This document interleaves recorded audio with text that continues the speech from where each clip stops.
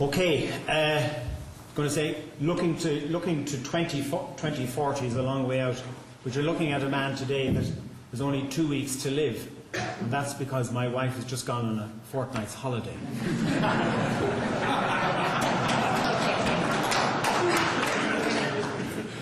This is on video, can I tell you? Well, she's certainly not going to like the next one. You may look at it over weeks. In the year 2040, I hope to be 74. And funnily enough, this morning I got a leaflet in the letterbox which said that, informing that I can enjoy sex at 74. And how delighted was I, because I live at 66.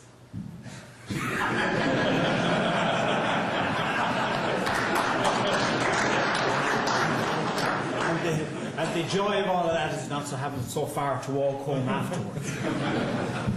I wonder, like Joe Connolly, will I have all my teeth at 74? As a mariner, we're always very tuned into the weather, and you may or may not be aware that there is a storm out in the Atlantic. And it reminded me, as I sat there this morning, the first session, listening to the whistling wind of the speakers, and the high tides that we have coming on Saturday, and to note a point that Joe made earlier on about whether we as human beings are more important than organisms. That's the word. I crossed the Atlantic one time. I was a younger man, a navigator, where 5 ships got into difficulty in the storm. I was on my way from Gibraltar to New York on an LPG ship carrying propane. And the ship sank off the coast of Newfoundland. It broke its back, big, large bulk carrier, sank like a stone with 20 seafarers on board. 4 of the ships got into serious difficulty, and we were trying to do our best for those ships, but the weather was really pretty horrendous. But my point being that not any element of this was recorded in the media, and that the life of the seafarer is pretty low down the food chain. However, had a seagull got some oil on its wings, I dare say the media would have been all over it. The Dockland development, as David has said, has been ongoing for some time, and here we have and you've seen this image many times in the paper. I can get this there. Yeah, you've seen this image many times in the paper. I'm sorry for putting my back to you, but here's the existing harbour as we know it. And you see that the tanks in the city centre are gone thanks to all the efforts of the Volvo Ocean Race. And this is the existing Harbour Enterprise Park. And I'm only telling you all this so that you can get your bearings, because I would refer to it on and on. And this is an area of land which was reclaimed from the sea starting in 1995. Since the year 2000, we've been looking at this whole development here and why we need to do this. When the harbour was built over 170 years ago, Nemo and those engineers did an absolutely fantastic job, because it has sustained the city until now. If you look at our website, there is, I suppose, from a commercial perspective, it wouldn't sound very clever, but Eamon and I feel very passionate about this. But on our website, it describes our harbour as being too small and outdated. And what kind of a message does that send to the prospective commercial reality of trying to attract business, when the first thing we say is that the harbour is too small and outdated? We do that because we believe passionately that we need to build a new harbour for the port. And listening to the speakers this morning in the first session, and how the harbour is absolutely key to what we're trying to do overall for the city. I just move this along. We're going to need a bigger boat. Okay, I hope this works. I hope the sound is here. If it doesn't, Jaws, the movie Jaws, 1975, I believe. And I think a lot of us in this room will remember that movie. And you know what, it's not that long ago. And I chose a clip from this to point out that the 30 years that we're looking forward to the future will happen pretty quickly when you look back at the movie Jaws. I hope the technology works, and we'll see. Where's the mouse in this? just need to double click on that. Well, we have no sound. No sound. Can you get sound from me? Because it's important to hear what the guy has to say. Now, how do we go back? Just click it again. Will it start from?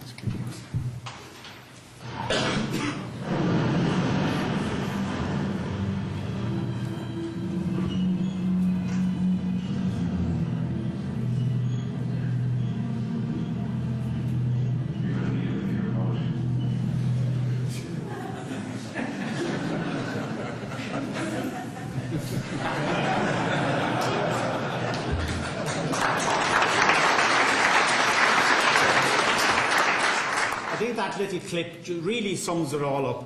Our customers require larger ships and to move the city on, and it has been sustained for 170 years, but the harbour has been an economic and continues to be an economic engine for the city. But that image of the aptly named Jumbo Spirit squeezing through the harbour with only 32 centimetres, which is the old desktop ruler to spare, was certainly a challenge, and these are the limits that we're trying to operate in, trying to keep the harbour moving. Oh, might as well watch it again. Mark Andley said earlier on, to look forward we need to look back. And I've highlighted there St. Nicholas's Church, fantastic piece of infrastructure in our city, which started construction in 1320. And St. Nicholas was the patron saint of mariners. He's also the patron saint of children, pawnbrokers and prostitutes.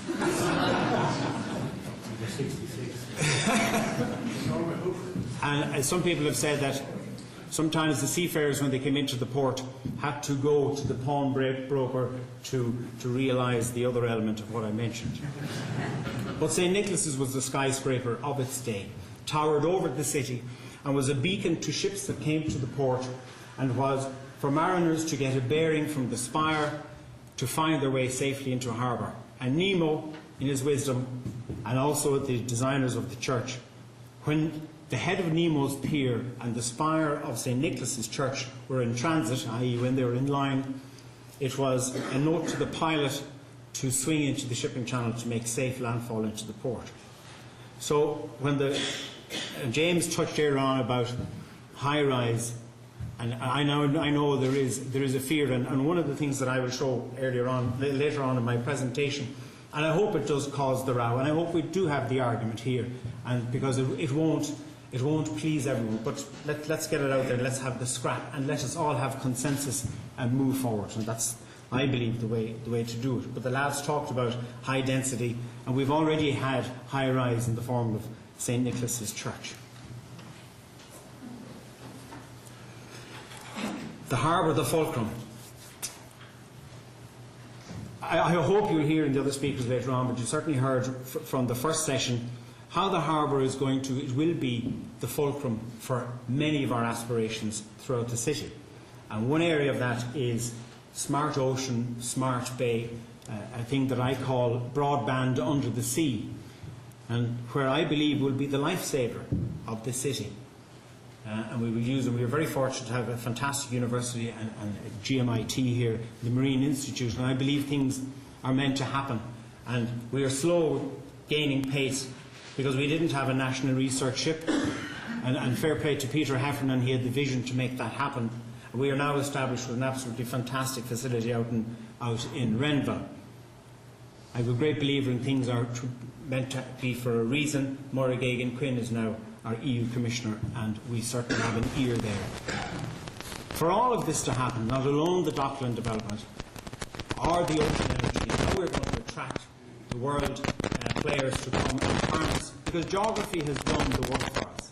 Geography has placed Galway on the west coast of Ireland, right between Sligo Head there and Achill Head, where the greatest ocean energy area in the world locates on our doorstep. But to harness that, we have to have a proper port facility to do so. And with all the players to develop this harbour for the marine renewables and also the cruise element and the 200,000 passengers which will come into our city. And we believe they will, because the cruise ships go to some what I call obscure ports, places where I've been and realised that there isn't really a whole lot to do there. And I believe, and I know you all do too, that we live in a fantastic city and we have an awful lot to offer the tourist. So when we put up the statistic that there will be 200,000 tourists coming off the cruise ships, I believe it is absolutely to be true. And remember, these people will arrive with absolutely no impact on our train system, on our airport system, or on our road transport system. They will arrive by sea and walk ashore. So there's no concept of clogging up already our overburdened transport system. So the harbour, I believe, and many of us on the Harbour Board believe, that the harbour is the absolute fulcrum of everything we are trying to do. Here is an image again from Real Sim, looking out, and you can see the cruise ship in the background to the right there, commercial shipping, because we have to look after that too. If the oil tankers didn't come into our small medieval harbour, well, we would be colder in the evenings, and we need that energy to energise the city. So the port does play a fundamental role in our everyday lives, and I know we don't realise it when we go to put fuel in our cars, where that has all come from. But the harbour as a transport chain has been absolutely fundamental to things we take for granted in the city. Here's a very nice image of the new 216-berth marina. Marine leisure is at a very low base on the west coast of Ireland. Our nearest marina is in Kilrush, which is some 5 hours sailing off the beaten track. And north of that, there's absolutely no facilities other than the small marina which we fitted in the harbour. It's now at 31 berths. And it's hugely oversubscribed, and we need to get to that, not only for the enjoyment of the sea, but also for the creation of employment. I flag that image there because she is the largest cruise ship in the world. She's called the Oasis of the Seas, and if you consider our city, the building height is 6 stories. 6 stories high. And look at that ship. 25 stories high. Absolutely enormous piece of engineering. And that piece of engineering can propel itself at 26 knots around the world. Almost 6,300 people on board, passengers and crew. They have their own Mutton Island wastewater treatment plant on board. They make their own fresh water. They recycle all their glass, their petrol, or their paper, magazines. All that is done in-house. And we look at the Radisson and we see it as a 220-bedroom hotel, and we think, wow, isn't that a fantastic piece of infrastructure in the city? And you look at one of these vessels, they're absolutely incredible, and they're an absolute wonder to see. And I've written there at the bottom, a tourist attraction in itself. People will come to travel just to come and look at these ships. They are enormous. I don't think that's going to work. This is a shot of the existing harbour. As we know it, that's looking down the dock road against the flow of traffic. You can see there on the right the Harbour Hotel. And some of the, I'm going to show you now what could be there. And this is not set in stone by any means. Eamon and I and the Harbour Board have been working on what we call the wet end of the development. That is the bit that's involved in where the ships and the quays and the whole structure and all that's required to run a modern and efficient and safe port. We've spent the last 10 years, and it hasn't been easy, and no doubt come next spring when we lodge it on board Planola and the bullets start to fly, it certainly won't be easy, but we're prepared for that. But we believe over the 10 years, through transparency, through interaction with the public, through consultation, that we're taking on board everybody's views. We come from a background of getting it right first time. There's nothing worse, and I certainly don't like saying afterwards, I wish we'd only done this, or I wish we had done something else. So getting it right first time, and by consensus and agreement, and taking on board the views of all, I think we're coming to the stage where we're going to have an absolutely fantastic harbour. this is the same view, but what it may look like. You can see in the background, maybe I should turn around here. You can see in the background here, this is where the old tank farm was. And again, Volvo Ocean Race made that a focal point, and we had a fantastic race village there. Populated with leisure. The Harbour Hotel is still here, tucked away, but you will see the density height is increased. You look at the Vancouver model, that and Mark Andley mentioned it earlier on, for us to have, and the IDA people who are here, they will talk about how industries and clean R&D technologies want to set up in a downtown centre. They don't want to be on the periphery of the town anymore, and they want to be essentially at a waterfront location. And there are companies, American companies, who want to come and they want to set up in Galway. For many reasons, apart from the very good education system here and the high quality of people we have. But Galway has got this creative streak, and it has this buzz about it that the employees of these companies, they themselves want to live in Galway.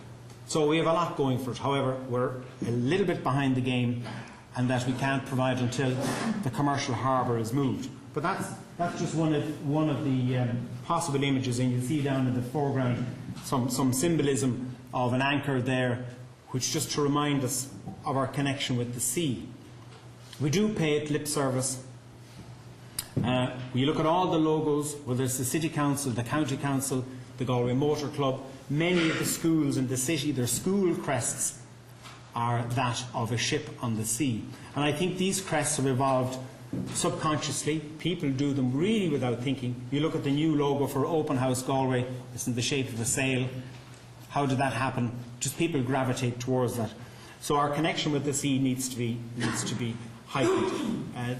Joe mentioned earlier on that there's been no infrastructure built in the city since 1972.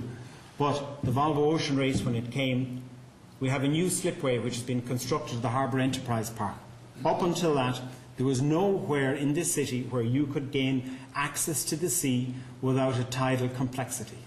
And that's an absolute disgrace for a so-called maritime city. But the Volvo Ocean Race made that, and it's up and running, and people are using it. In fact, the people who objected to the slipway are using it more than anybody else. Here is another image. I call it harbour vibrancy. That's again looking down to where the tank farm used to be. And again, these are only ideas, right? I'm only putting these out here to cause debate, and somebody may have, and I'm sure they will have a lot better ideas. This kind of seating area in the harbour, and leisure, tall ships, vessels open to the public, and bringing the harbour, making the harbour a centre for everybody to congregate. And many people who were here, and many people keep telling me about during the Volvo how they all left their offices and they all went down to the harbour to have their lunch. And this is more of what we're talking about. You'll be aware of that view. That is the corner of the Harbour Hotel. There's the harbour office down here. We have the Leaside oil tank, and down this is not great. But there is the coal yard from Donnelly's. Again, very important industry for the port. It's very important for us at home too, and we need to have it. Not the most beautiful and sightly item in the city, I think we'll all agree. And with the Harbour Board, we are at the process of relocating, maintaining but relocating that business elsewhere. Okay, that's the same view. Again, you'll see the bow of the ship and the ship's wheel. You'll see the lighthouse here at all these focal points to remind people of our connection with the sea. These structures here, Ocean Energy House. The university, we were talking with Jim Brown and all his people about, as part of Smart Ocean and Smart Bay, relocating part of the university campus down to the harbour. The Galway Convention Centre.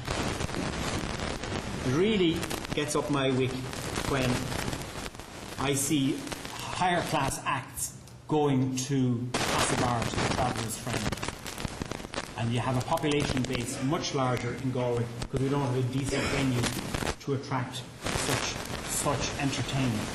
That needs to be turned around. We really are pretty poor. That could also be part of, we have no cultural spaces really.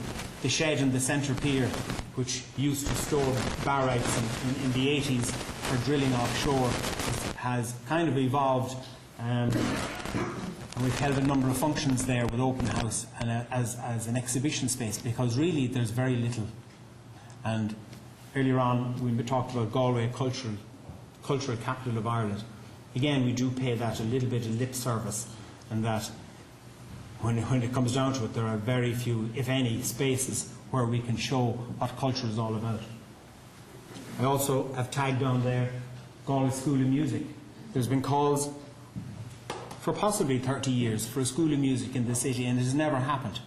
So we have an opportunity in this whole Dockland development to pick up all the loose ends that exist in our city.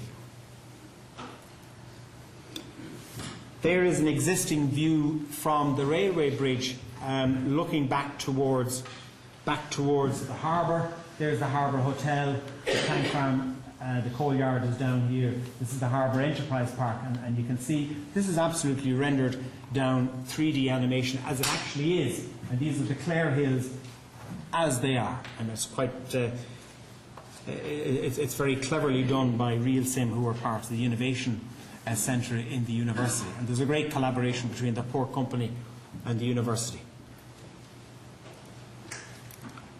There's the same view of what may be, and you can see in the background David's. We had an architectural ideas competition in 2009, opened up the harbour to the public. We had as part of Open House 2009, where the harbour company trumped up a prize money to attract what may be on the centre pier. And the winners were from Sweden, but the one that I personally like, and I didn't know it at the time, it happened to be David's.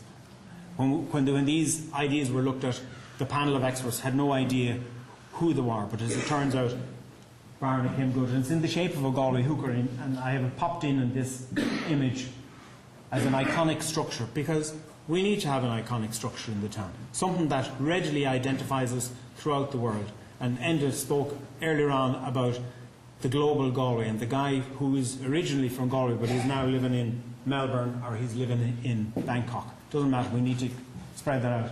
And that image of a Galway hooker, which we all know, but we need to build on that as something that is readily identifiable with our city.